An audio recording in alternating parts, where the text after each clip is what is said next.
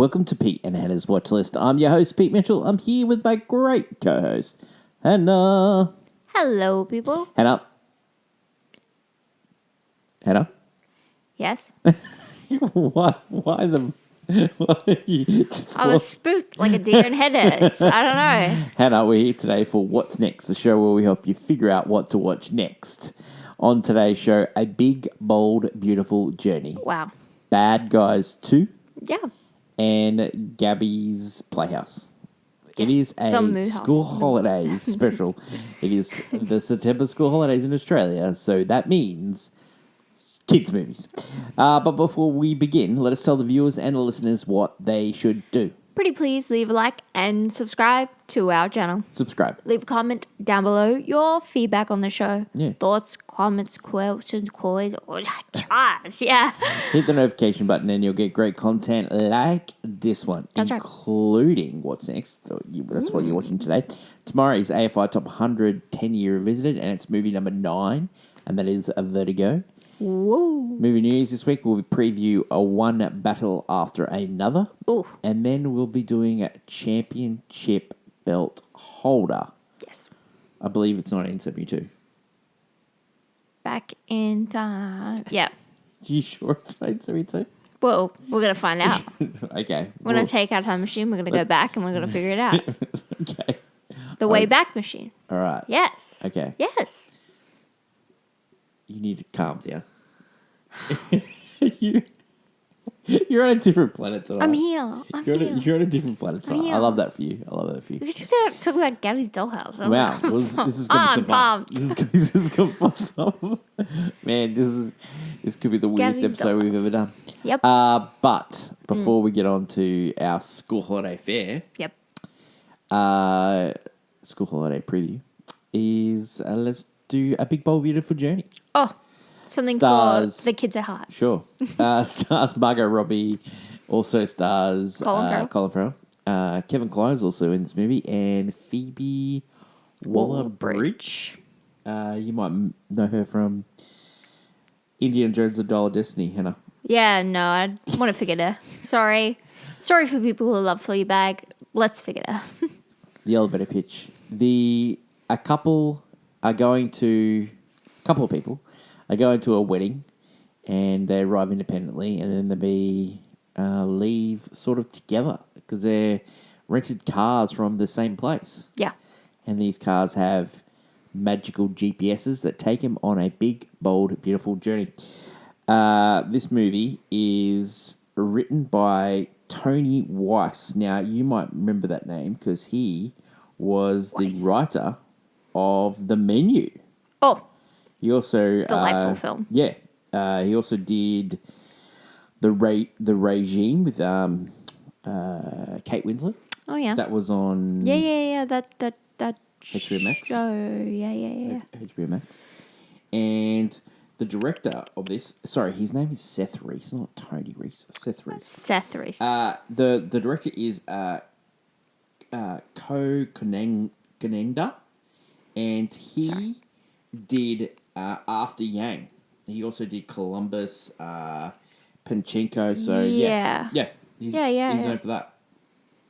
Now, what is this movie about? Reasons to see. Okay, I like these type of romance movies that you're trying to find the one, or you're trying to find a soulmate. You go on a journey, and you're sort of there's like growth. I'm all for growth. It's growth. This movie is about two people who suck at relationships. Yeah. And need to kind of look back at their past to actually grow from it. And these two people can somehow find a wild connection throughout.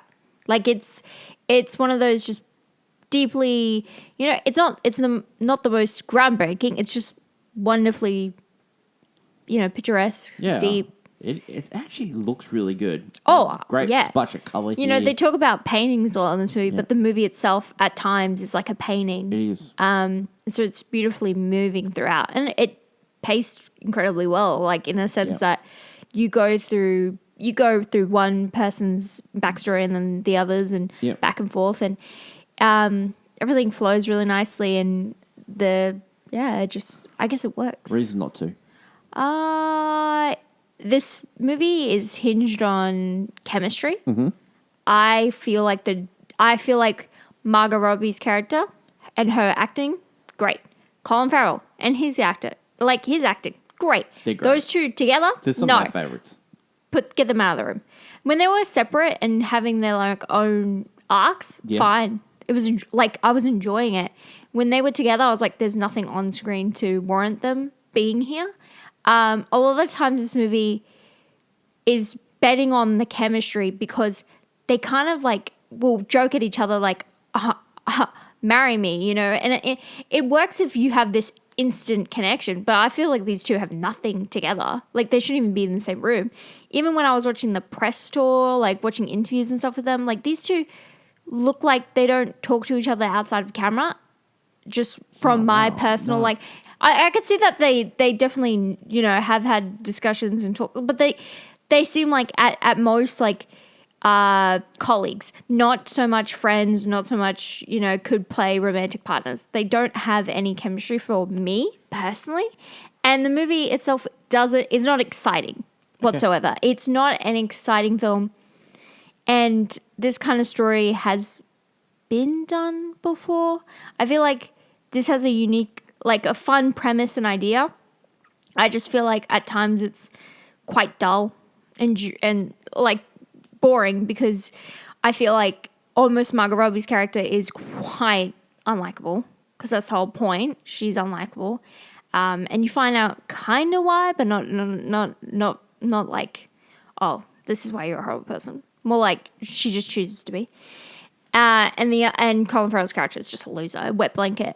And I myself picked them to like when watching How I Met Your Mother. If you stripped all the comedy and it was just Ted and Robin, and you just had to watch Ted and Robin's relationship, it's like probably the worst part. But the whole point of How I Met Your Mother is the journey of Ted discovering to grow up in relationships because he's like the worst guy. He shouldn't be in relationships he's finally ready to meet someone like the mother and be with her. That's the whole point of the show.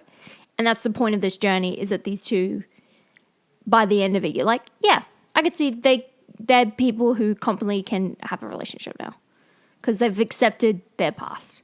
But that's up to the eye of the beholder. In mine, I was like, eh. On the other hand, yeah. So go this for is it. why I love doing this show with you because sometimes you watch a movie and you have a completely different idea of the movie, and this is it. This is one of those ones. And sometimes we agree, like we do agree, yeah. But this time we totally did. One, I don't find Margot Robbie unlikable in this movie whatsoever. I don't find her character unlikable. She's had a tough time. She's, you know, she acts out. She just doesn't know how to express her feelings properly. And this movie is, you said How I Met Your Mother, but it when it goes back down to it, it has its grounding, its base level in Woody Allen films, and that's why you don't like this movie because it is a Woody Allen film, which How Much Mother does, but I like to ignore. 100%. I like to ignore. How Much Mother is a long Woody Allen film. That's what it is. I like to ignore that. Well, it is. And different story. You know, one of my favorite movies of all time was When Harry Met Sally. That is a Woody Allen movie as well. Set in New York, you know. So this movie, I find in this movie that Colin Farrell and Margot Robbie are on a growth journey, and I'm there for a growth journey through it, and I love these two. I thought their press tour was actually quite charming. I thought they got along really well. As we always say, chemistry is in the art. Eye of the beholder. Like I thought, comedy, eye of the beholder. Yeah. I thought they had great chemistry together. I really enjoyed this movie. I really wanted these two people together. You have to really root for a couple in the movies like this. You want them to get together at the end of this movie, and by the end of it, you're just hanging for them to be together. I thought it was really uplifting. I really loved. As I had said, both of them go on a journey separately, and both those journeys are perfect. The perfect person for them to meet, and convince them to go to the next step. And I really love that. I thought the writing was very, very good. I thought the directing style, the beautiful palette of this film, I really, really enjoyed it. Yeah. I love both Margot Robbie and Colin Farrell. We had this debate after coming out of the movie, who was going to win an Academy Award first, and I said, well, I thought it was Margot because Margot has many chances because she's also a producer, and I think she's going to be a multiple winner as for Best Picture as a producer. 'Cause she's got a great eye for a script, great eye for talent with directors. So I think she's going to do it, and maybe she'll do it next year with Emerald Fennell with Wuthering Heights. I don't. Look, I love Emerald Fennell. It's not going to be for Wuthering Heights. Maybe. No, thank you. Maybe. And Colin Farrell, I thought he should have won for Banshees of Inisherin. And I think he is definitely going to be a winner. But I think Margot Robbie's got more chances because she's got acting and she's also got best. She's doing her producing credits, yeah. But yeah, it's just interesting because these two are at the, sort of like the peak of their powers. I will say this about Colin Farrell, right? He was such a huge star in the early 2000s. He did so many big movies.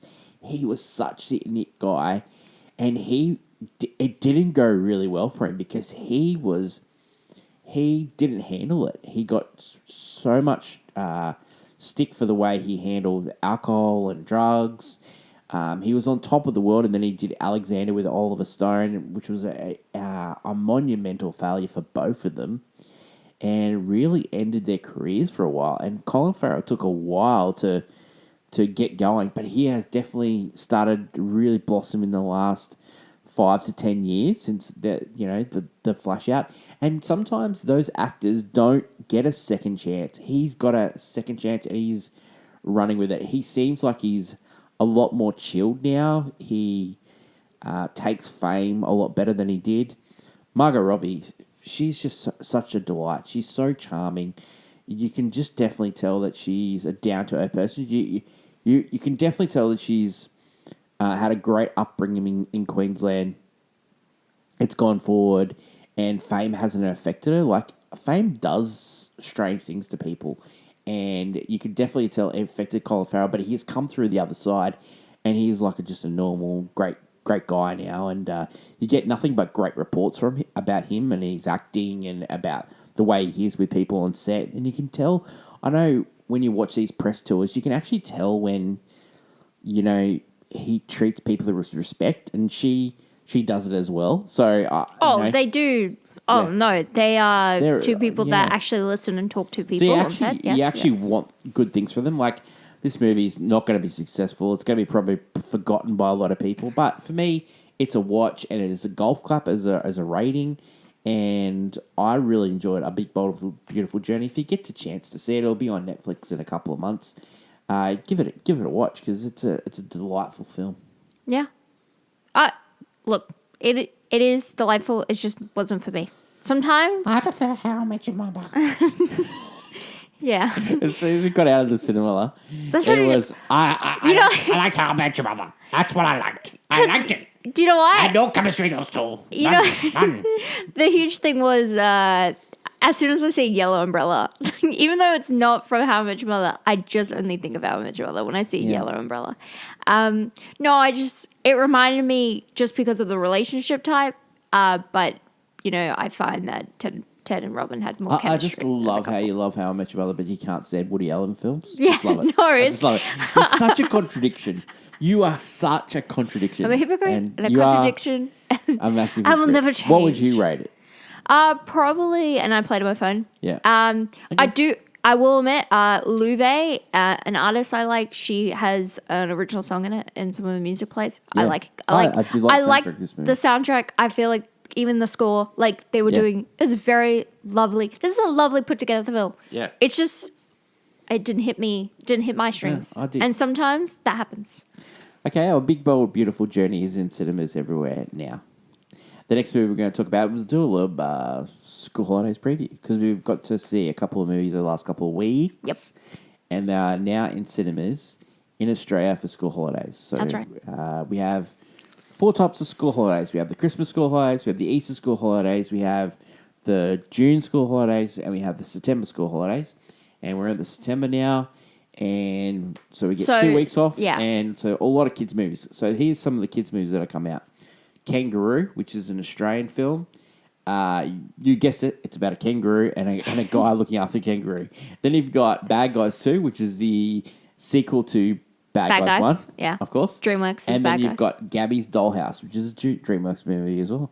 Okay, Yes, so it is. let's talk about 2 of those. Let's talk about talk about Gabby's Dollhouse, and let's talk about Bad Guys 2. Let's start with Bad Guys 2.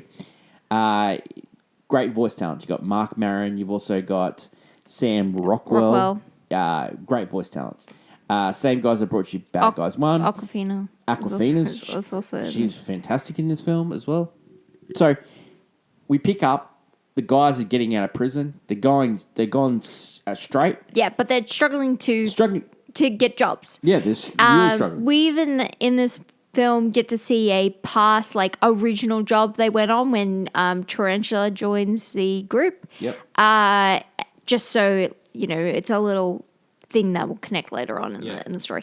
But the elevator pitch is that the bad guys are trying to go straight, but when these new evil people come onto the scene, replicating some of their past stunts, they want to use the bad guys to help them in their evil scheme to take over the world. But how can they? They've gone straight. It's a little bit of a mystery to start with, like a whodunit, trying to figure out who these bad guys are, and then it's about the bad guys trying to, go straight at the same time as trying to uncover them as the real bad guys. Yeah. It's a whole double cross, triple cross. Yeah, it's Telltale's time. Every going straight, Yeah. and then someone blackmailing them, and someone making them look like to be the baddies. Great voice talent. I said Sam Rockwell, Mark Maron, Awkwafina, Craig Robertson, Zazie Beetz is in this. Yep. Just a really good. Colin Yost is in this. Alex Borstein, who plays Lois on Family Guy. Yeah, just a really good. Natasha Lyonne. Yeah, she plays one of the new characters. Doom. Yep. Yeah, she's very good in this as well.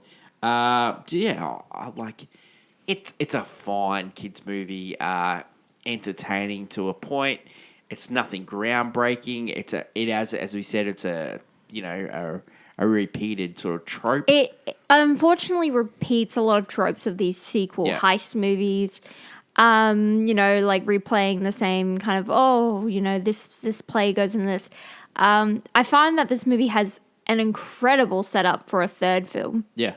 Who knows if we get to see it? It's just that this film could have been more interesting if we did that. It's like a placeholder. Yeah, almost like Moana 2. So Moana 2 is a placeholder for Moana 3 because the setup is so much more interesting. Mm-hmm. And that's a film. This is what this film also has. Yeah. But I do find it interesting that DreamWorks did greenlight a sequel to the original movie. Was not it wasn't the huge success. It wasn't a huge success. It did well.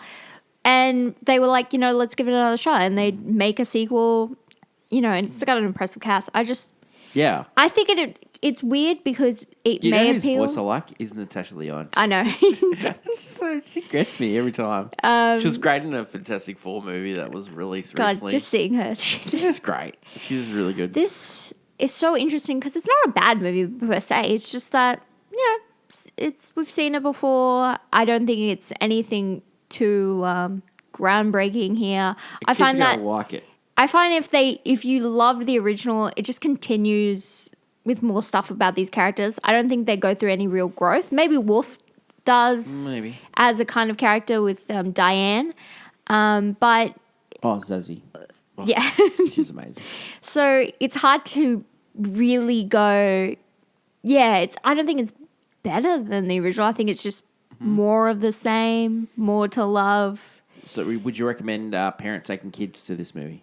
If that kid originally liked the first one, 100%. Yep. If you're like, what's on the offer? Yeah, that's probably, because the rest of the movies that are on the slate, are movies that are from TV shows that got movie sequels. So Dora also got one. Let's not ever go into that because it's new Dora. We don't respect her.